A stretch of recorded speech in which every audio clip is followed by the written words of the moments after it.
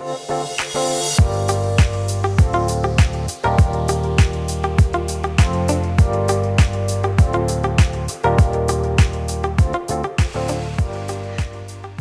there, Hillary here for Waterlogged on behalf of saltwateraquarium.com. In today's video, I am going to cover the top 10 things that you need to start a saltwater tank. Now there's going to be a part 2 to this video that is going to include things that you can add to your saltwater tank, but don't necessarily need at the beginning. So let's go ahead and get started with the things that you absolutely have to start up your tank. So first things first is you need the tank itself. Depending on the space you have, what preferences you have, how you like your filtration. All of those things are things to keep in mind when it comes to picking out the tank that is right for you. So do a little bit of research, figure out what you like, what you have space for, how much weight your floors can hold, and then go from there. The second thing on the list for having a saltwater tank is a stand. Now this doesn't really apply if you're going to get one of the small little Pico tanks that can be put on a desk, but if you have a freestanding tank, like say the one behind me or the other ones in my office, you're going to need a stand to hold the weight.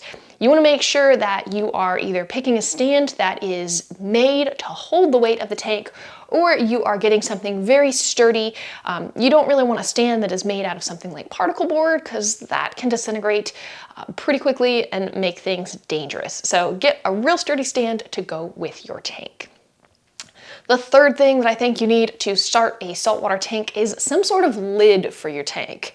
You could have a mesh lid like the one I've got on this tank behind me, or you could get a canopy that goes along with your stand where part of it lifts up and you can get in and out to feed.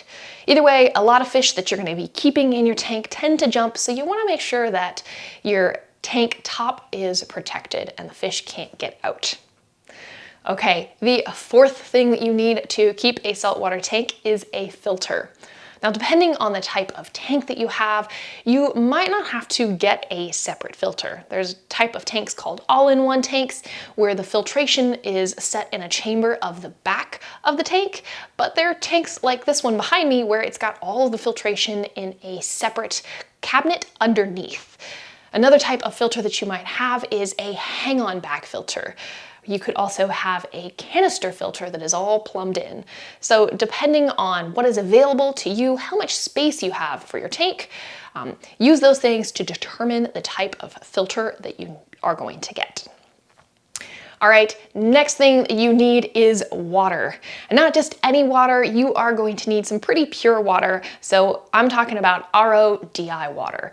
If you aren't making water at your house, you can go and get it from your local fish store, but you want to make sure that it doesn't have anything in it because that could harm your fish. If you're going to try and make it at home, you're going to want to make sure you have a dechlorinator there and use that before you ever put the water anywhere near your tanks, even if it's just top-off water.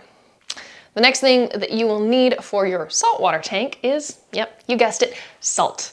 There's a bunch of different kinds of salt that are on the market, but you're gonna want to be looking for the ones that are saltwater mix that are made specifically for saltwater aquariums. So don't use things like table salt or rock salt, anything like that. You are going to be looking for brands like Red Sea Salt, Instant Ocean, Tropic Marin, Brightwell Aquatics. All of these companies make different kinds of salt that you can use in your tank, so pick which salt fits your needs and your budget. Okay, the next item on the list is light. You want to be able to see the fish and the corals that you've got in your tank, and to do that, you need light. Now, I wouldn't recommend just putting any old light over your tank. There's a lot of lights that are made specifically for aquariums. Now, depending on which tank you have, like this one behind me, has lights that you can get to go with it, or there's other lights on the market that you can get, like AI primes, that you can hang over a tank of any kind.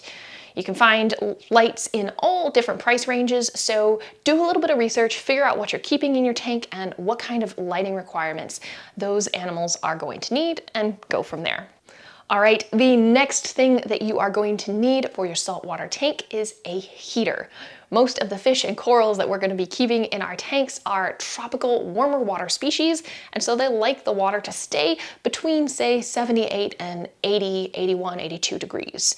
Now, You need to make sure that the heater you get is going to be able to heat up the total volume of water that you have. So that's going to include the tank and any of your filtration. So if you've got a sump that has an extra additional volume of water, you're gonna wanna make sure that your heater can heat the correct volume of your system. Something else to consider is that if you tend to keep your house pretty cold, you're gonna wanna make sure that, again, your heater can keep up. The water in the tank could get cold and you don't want those fish or corals to struggle. All right, we are down to the last 2 items on my list, and number 9 is very important. That is testing equipment. So when I say testing equipment, I'm talking about test kits. So you're gonna need test kits for pH, for ammonia, for nitrate, nitrite, alkalinity, calcium, magnesium, and even more.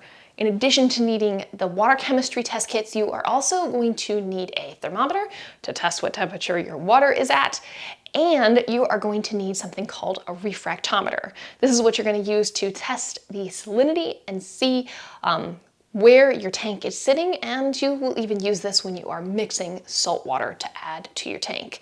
You don't want to add something that's too salty to the tank, and you don't want to add something that's not salty enough, so refractometer is what's going to help you to do that. Okay, the 10th item on my list today is bacteria. Bacteria are what are going to help keep your tank good and healthy, but they're also going to be what gets it started and gets it cycling. You're going to be looking for live nitrifying bacteria to add to your aquarium to kick off the cycle and get it up and ready for fish. Now, you could do a fish in cycle or a fishless cycle, whichever you prefer. My personal preference is a fishless cycle. If you're looking for help on how to do that, check out Dr. Tim's Aquatics. They have a full-on recipe card and give you a lot of information on how to do that step by step. Okay, this is going to conclude my list of 10 things that you need to start a saltwater tank, but make sure to check back in and look for part 2 of this video where I talk about some of the other equipment that you can add to your saltwater tank to help things run a little bit smoothly and maybe more automated if that is something that you're interested in.